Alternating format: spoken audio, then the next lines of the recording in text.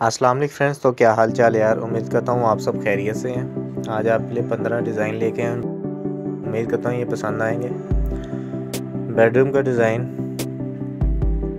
लंबाई में आप देख सकते हैं और ये भी बेडरूम का डिज़ाइन है। फरमाइश है 13x13। ये हाल का डिज़ाइन है।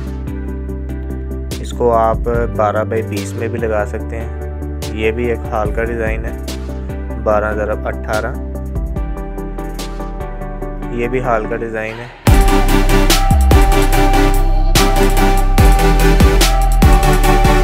ये बेडरूम का डिज़ाइन है 15x15 इसकी फरमाइश है। ये भी बेडरूम का डिज़ाइन है 12x12 में भी बन सकता है या 14x14 में भी बन सकता है।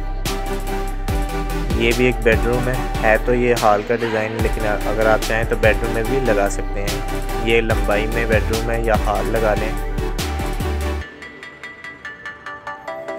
ये भी बेडरूम है लंबाई में 10x15।